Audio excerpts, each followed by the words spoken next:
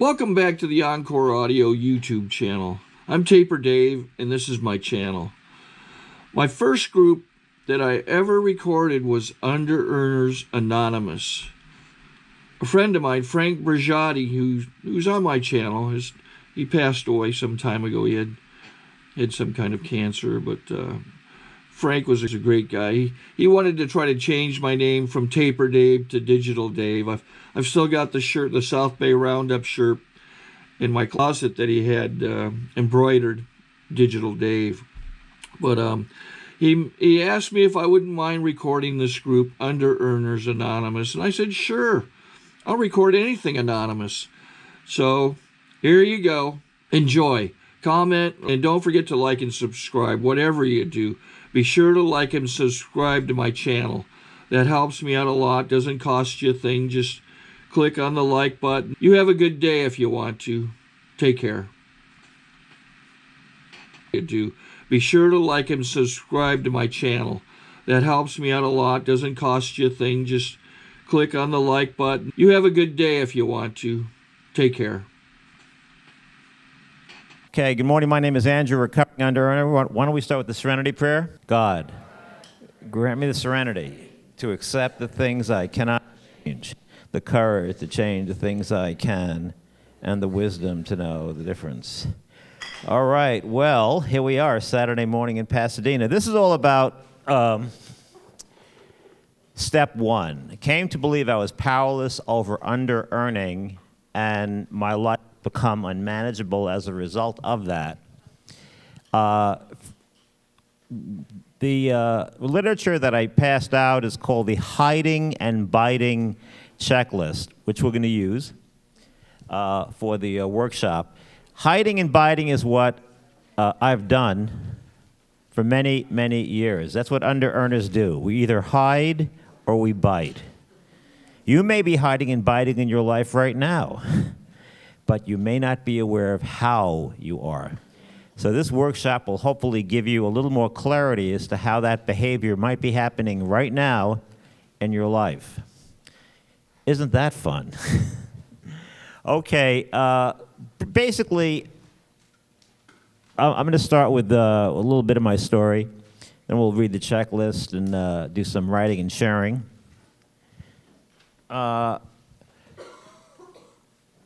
As I talked about last night, when I began to have desires that like becoming a musician or an actor, I refused to do what the instructors wanted me to do. Now, I had in my childhood, I had horrible experiences in school. I was hit by teachers. I was raised with mentally ill parents. My grandma was a ringleader in terms of literally a Peacham's alley of mental aberrations. Now let's get to the problems.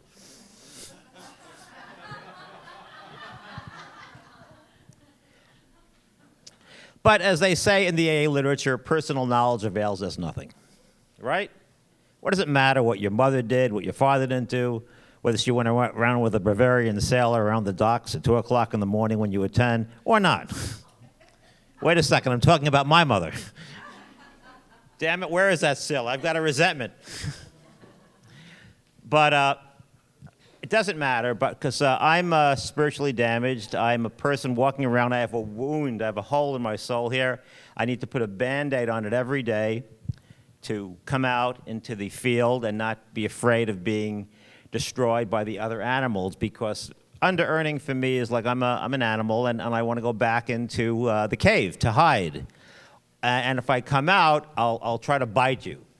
And why? Because I'm wounded. I've got a wound here. And you know, if you have a wound, you want to protect yourself. You're always doing this. And if you notice, when I do this with my body, it becomes smaller. Like I become smaller, like this. And that's what under-earning is about. It's about protecting this wound. It's right over here. It comes from abuse and neglect. Is that a law firm or experience?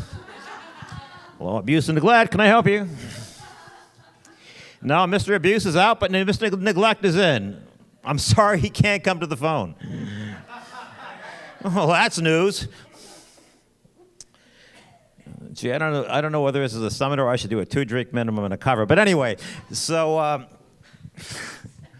so everything. I'm doing a little stand-up sitting down. But I remember when I was doing stand-up, I didn't want to build an act, so I would go to these open mics and I would do the least commercially viable thing, which is do imitations of unknown comedians. I mean, there was this guy named Rumpelmeyer I used to do. And I would go to these open mics and I would do like Rumpelmeyer and David Van Tighem and Eddie from Staten Island. And people would break up because they knew these guys, but it had absolutely zero commercial viability. I couldn't take it to Benny's Laugh Shack in East-Setauket. You know what I mean? It was just a... and that was one of the ways that I hid. And I refused to do that. And so all of the visions I've had hit a point of refusal. I refused to write as many spec scripts as I needed. I refused to study with acting teachers. I refused to learn the lines. Refusing. And why?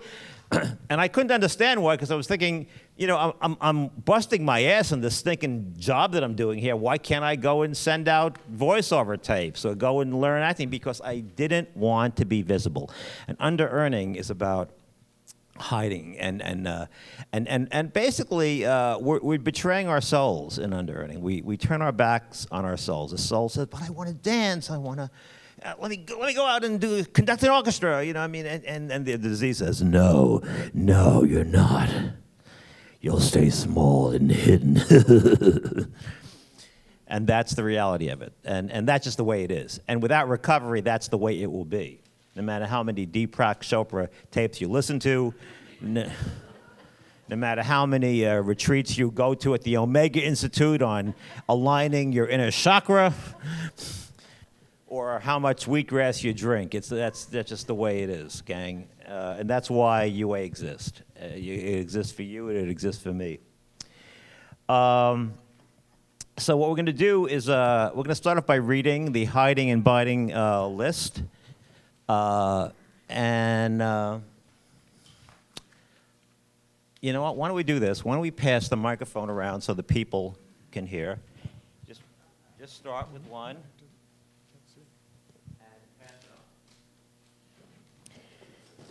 The hiding and biting checklist. These are some of the ways we bite. Number 1, when being offered a chance to be in a reality television show, you say, I'm an actor. I don't do reality TV.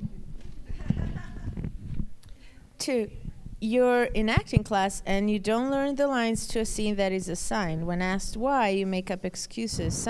Same goes for you're in grad school, you don't do an assignment, and when you're asked why, you make up an excuses. 3, your friend suggests you should have your own fashion line / law firm, consultancy / yoga. You're crazy. The market is locked up. You're scheduled to show up at an important trade show as the new sales rep to cover a territory and meet the manufacturer you're representing. You don't, and then lie about it. Your client asks for a reasonable request, and your response is, you're crazy, that's totally unrealistic. Alternatively, you say yes to a request from your client without considering whether it is realistic or not. You later resent them for forcing you to embark upon a project that is impossible to complete within the time frame budget you have agreed to. Sound familiar? Number 6, you're in a band, play, choir, rehearsal, and you resent the amount of rehearsals and begin to miss them. When asked why, your reply is filled with resentment and half-truths. Number 7, you start a business without a business plan, and when asked why, your response is defensive. Number 8, you have a creative vision and refuse to take any action steps. This could be refusing to send out proposals, CDs, resumes, scripts, writing samples, etc. I can't believe that. I've never heard of that before. My God. 9, when someone suggests that you should earn more money, you reply with some degree of antagonism and take refuge in excuses about the economy or becoming realistic about how things are going. And what we mean by that word realistic is you got to be realistic about how things are these days. 10, you usually disappoint your clients by not delivering what promised, or if you do, it is done grudgingly. Okay, now those are all aggressive, antisocial, antagonistic behaviors that people who under-earn all do. You may have done all of them. You may have done some of them. I've done all of them. And these are ways that we bite. And there are other ways that I hope that in the writing thing you could learn about in your own lives. Now we're going to go to the ways we hide. I think it's on the other side of the page. And this is about saying, you know what? I've had it with the biting. I need to rest. So let me go back into the cave for a couple of years. Here are some of the ways in which we hide. 1, we take refuge in the B job, claiming fatigue, and turn our back on our vision.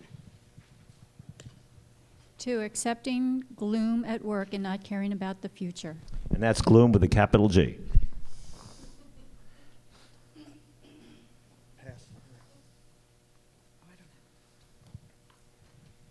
3, we turn our back on our talents to the point where we forget they exist. Then we don't believe we have talent. Number 4, we resent successful people but refuse to take strong action that would create success for ourselves. 5, we don't go to networking or industry events or meetings that could advance our vision. 6, we refuse to go to jam sessions, poetry readings, or open mics, or business networking events where we could hone or promote our craft. 7, we do not attend classes that could bring more prosperity, or we take endless classes and never get around to using the skills they teach us. 8, we do not seek out or read about role models who have inspired us. We tell ourselves either that we are perfect and therefore they have nothing to teach us, or that we are terrible and not worthy of attention from such an important person. 9, we do not have an action partner or action group. And 10, we forget that we discover by doing. Isn't that wonderful? We discover by doing. I discovered a lot about myself last night just by doing what I did. And this is it's all pro-cave situations. On the hiding is all about pro-cave.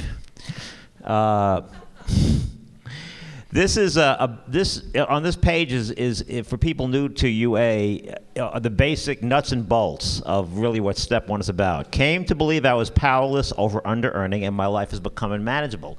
These are all ways that our life has, or maybe still is, unmanageable. And there's nothing we can do about it in terms of our will. Our will can't do it. Our intelligence can't do it.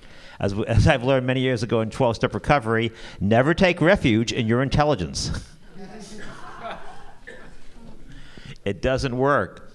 Okay, so what we're going to do now is a writing exercise. I'd like you to look at the person next to you, and that's going to be your buddy. What we're going to start off doing is we're going to do some writing on hiding, biting, or any powerlessness that you feel in your life regarding compulsive under-earning. We're going to take about 10 minutes to do the writing. What? Can I? Oh, basically we're going to do some writing on that this reading has inspired about ways that we've hidden from life or ways that we're biting people in our community. Or any other related UA thing that comes to your mind, like I need to make $1,000 a week and I can't do it. Anything that relates to powerlessness, that gee, I keep on doing my vision and the energy cuts off after about 2 weeks. Or I go to a gallery, I get one bad review and I don't touch the thing for another 5 years. Or I just keep on living on the edge month after month and my anxiety level is off the chart. Or it could be something that relates to what you've read. But what you're doing is writing about your powerlessness over compulsive underearning. And we're going to do this for 10 minutes.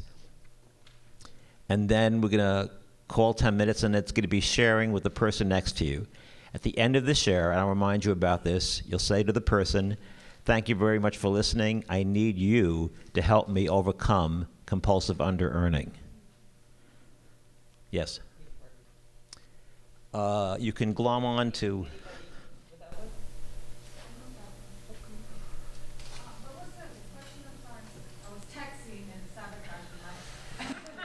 Basically, any way you've pushed down the dynamite plunger on your life regarding money or vision. Any way the thing has imploded. Any way your life has gone down like a Messerschmitt. Hello, is this thing on? Sorry to interrupt your viewing. Caper Dave here. Just wanted to take a second to ask you to like and subscribe to my channel. Let me know if you like what you're listening. I've got some very good talks here, and this one's a great one. Just curious, do you think this is better than Zoom? Tell me what you think. Sure will grow out throughout the day who are doing the same exercise we are. Say hello to the people on the phone bridge.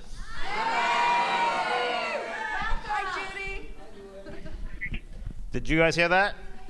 Hello? Hello? Wish you were here. What a small world it is. Okay, so who would like to go first, either at the hand mic or up there, and read what you read? Go ahead. To the mic. This is really exciting. I think I cracked the code. My powerless over under-earning identifies itself by keeping me living on the edge financially no matter how hard I work. My under-earning keeps me attracted to $0. The feelings that under-earning and staying close to the edge feel familiar. Adrenaline junkie? Something about being rescued from the brink of disaster. The, oh my God, how will I avert this disaster? And then the relief when it's somehow averted, either by a stroke of luck, hard work, or someone helping me out. I'm repeating a pattern of loss, accompanied by anxiousness, then followed by being rescued, then relief, which is a very big thing that happened to me as a kid. My higher power becomes my rescuer. I have given my higher power the job of rescuing me. I would like to reassign higher power's job description. Okay, thank you very much. Who would like to go next? Go ahead. If you either have a hand mic or up there. Because this is going in the can. I'll sit down for this. Okay. Hi, I'm Misa. Hello. Okay. And by the way, Andrew, I heard you on the phone bridge. It wasn't me. It was? No. No? Okay. See, now I'm hiding right now. Yeah, okay. But thank you for the compliment. It comes up for me that I'll never get out of this. I related to lots of the what I call H&B behaviors, hiding and biting behaviors, and I love this new slant on the program. The ego annihilation is what kept me away. I don't want to grow UA as a new program or any other business. I resent the fact that I've given so much and haven't earned a living and had so much loss. It came up for me that I've been hiding my real story. I went off to study yoga in the 1980s, and I acted like I was being all, oh, aren't I great that I was going off to do that, and it was partly to hide out and lick my wounds. I had been accepted to UCLA as an English major, but I wanted to get into the film school. And when I didn't get in, I was crushed. So I chose to run off to Hawaii and get the power I needed to try to control reality into giving me what I wanted. But even when I got the power, I misused it. That's all I wrote for today, but it goes on from there. It goes down from there. Okay, thank you very much. Thank you. Thank you. Yeah, we can do an applause thing. Because it takes courage to do this. It takes courage to do this. It really does. Yeah. Hand her the mic. Okay. That's much better. Thank you. Okay. My name is Eileen. Hello, Lane. Wow, this hiding and biting reading is just amazing to me. Okay. That's how I start out. Wow, the reading really hit me. The hiding and biting, a way I've been hiding for 3+ years, there's lots more, but is not working, having given up my business and exploring all kinds of things I want to do and yet not doing them. Staying on the outside, not really making a commitment to anything, not doing, but looking like and deceiving myself into thinking I'm moving forward. But as soon as I get close, I shift gears and think I need to do something else. With the biting, I had an experience where there was something I was looking to do a dog camp with somebody, so I explored that. First time I went back east to explore, it was magical, it was wonderful. Second time I went into my cave and was critical and antisocial and antagonistic, which blew my mind when you said that. And I sabotaged it. I do see that the financial gain was small, and I saw that. So I related to number 5 on the biting list. It was not realistic for me to commit to doing the work for a small amount of money. And I resented this woman for, quote, forcing me to embark on a project like that. She didn't force me. I was very critical on how she did it and gossiped about it with someone else there and spoke behind their back, totally sabotaging a potential relationship, though even if I chose not to participate in the business part of it, could have been a nice relationship on another level. Instead, I was so antisocial, Annie said she didn't want to work with me because I was sour after such a great first-time connection. And I also just see so many things I've started to embark upon. I don't do my art anymore. I don't do my landscaping anymore. There's just all these things that I want to do, and I just don't do them. So anyway, thanks for letting me share. Okay, thank you very much. Yes. Here. Hi, I'm an under-earner, and I'm Yelena, and I am powerlessness over compulsive under-earning. I've been feeling like it's really hard for me to both earn money through whatever jobs I've been having and pursue acting at the same time. It seems like I can't even make enough cash for classes and workshops, and at the same time, the energy gets spent in these other jobs.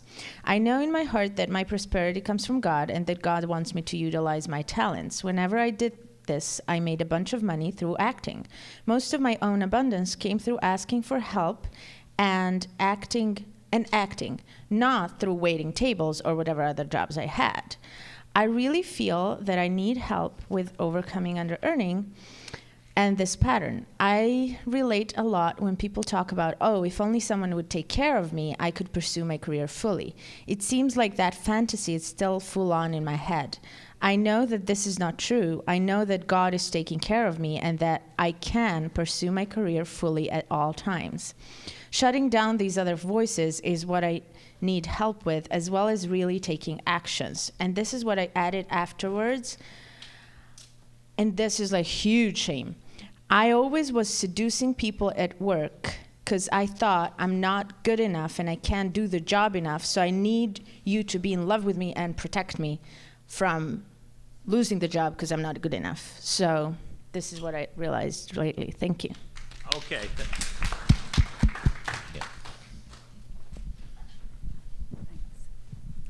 Thanks. Hi, I'm Mary Joan. I'm an under-earner. Hey, Mary Joan. I think I'm incapable of surviving in my field, that my dreams and talents are not meant to be used. I refuse to take action. And once I do and get a positive response, it's overwhelming, and I don't feel like I can continue. I take refuge in the fact that I have financial reserves and I'm, quote, good with money, and feels like my vision has become more of a fantasy, that because of the action. So and there's a lot of self-loathing around that. And my cave is a bubble. So it's like a bubble. What's a bubble? And that's my cave. So I feel like I'm in a bubble. And I did a 4-step quickly on the under-earning, and it was filled with resentment towards successful people. And I feel like I can't articulate my vision, although I just did to my partner here, and I think it's because it's afraid to be bold and afraid to be seen, and afraid to sort of be connected. And that's my powerlessness. Okay, thank you very much. You see how this works? In each share, you can hear the same story. In each share, you can hear the same architecture, the same structure to it. It doesn't go away. It only gets worse. And as good as the tools of any 12-step fellowship, but without the spiritual work through working the steps with a sponsor, this crap stays the same way it is in 5 years from now, and in 10, and in 15, and in 20. It's a disease. Believe me, if you wrote this stuff 5 years ago, I guarantee everybody would have had very similar shares about either withdrawing or attacking. Because I lived this way for 30 years. I either withdrew or attacked, and that's really it. And in withdrawing, the disease of underearning is so insidious, it puts you down for withdrawing. You attack, it puts you down for attacking. So you're screwed either way. Doesn't matter. Okay, let's hear another, yes, you. Yeah. I'm Rebecca. I'm an under-earner. Hey, Rebecca. I tell myself I don't know what to do. I ask myself what to do, and the list gets so long, I get overwhelmed and tell myself all these things cost money to do, and I don't have money, so I can't do them. Or they involve technology, and I'm not savvy enough to know what to do, and I can't afford to pay somebody. I keep myself just a little too heavy to be right for certain parts. I tell myself I think I'll suffer from hypoglycemia if I eat too little. I'd rather feel good. I am afraid people will hate me. If I'm successful, they'll think I'm a show-off, and I'll have no friends. I'm ashamed my career is not further along, and because of shame, I don't ask for what I need. I continually criticize my own work and say I'm not ready. I mismanage my time, and I don't get things done that need to be done by me now. I have misguided loyalty and stay with under-earning agents. I get my feelings hurt when I don't get the response I want from certain friends for not coming to my shows, and I resent them. I get tired thinking about all the things I want to do and just give up and go take a nap. Thank you. I need your help to help me overcome my under-earning. Thank you. Give her a nice applause. Okay, we're going to do an experiment. Anyone on the phone want to share? All right. Never mind. They're in that phone cave. Okay. And it's a thin one, too. Look at the size of it. Andrew, one more Yeah. person, I think. Oh, did I? Okay, that's okay. We got a lot of juice in it. One more share, and then we're going to take a break. Yes, you in the turquoise. Oh, okay.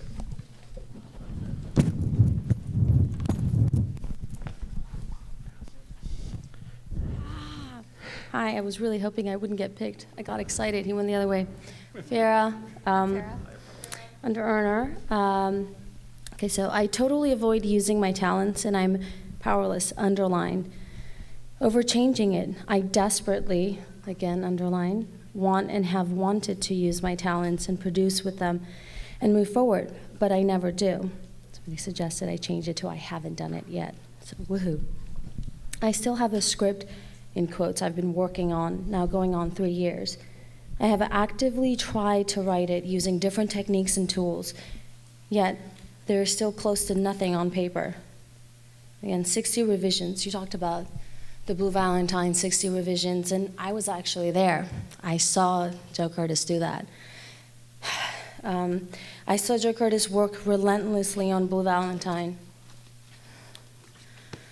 I was so inspired by him, knowing that is the kind of dedication it takes. I feel I am more talented, well, whatever, that I'm possibly talented. I'll leave it at that. When he wanted to be my writing partner, I was stoked because I knew his motivating spirit would push me, keep me moving. I've always wanted partners for that reason, because I will stop on my own, run out of steam on my own. I have been powerless, utterly powerless, to do it on my own. So on some level, I've always known that I'm powerless and wanted to be saved, seeking to be saved. Now I'm finding the real, infinite, quote-unquote, savior, help, power, which I guess will be a spiritual power. So thank you. I need your help. Thank you very much, and I need yours. Thank you. I need your help to help me overcome compulsive underearning, because I'm an addict based on my own will, and my isolation will do the behavior again. So thank you very much for sharing. Does everyone understand a little more about how we may have been very hostile in our environments, how we have decided that we really wanted to run back into whatever dark, gloomy, forsaken, cavernous orifice in our life? Because that's really what it's about. Okay, we're going to take a 10-minute break, but first we're going to do the Serenity Prayer, and then we're going to come back and talk about how we can live step 3 in a very tangible way every day. So let's congratulate yourselves on a great job. Yay! Also, you people out there in phone land, let's do the Serenity Prayer. God, grant me the serenity to accept the things I cannot change, the courage to change the things I can, and the wisdom to know the difference. May thy will, not mine, be done. I think we got a great talk going on here. Thanks for watching the channel. Taper Dave here. Just curious, do you think this is better than Zoom? Okay, this is how I prepare my drone for launching. I like to do it inside the cab of my truck so I'm not standing outside in the weather. To install the joysticks for control, up and down, right and left, powered on. I have an Android phone that I use to connect it to the drone with. And it's actually controlled through the iPhone, through an app. Oops, wrong way. It's actually controlled through the iPhone, or through this Android phone, through the app. It's actually controlled through the Android phone, through an app, and you connect it through this short connection right here.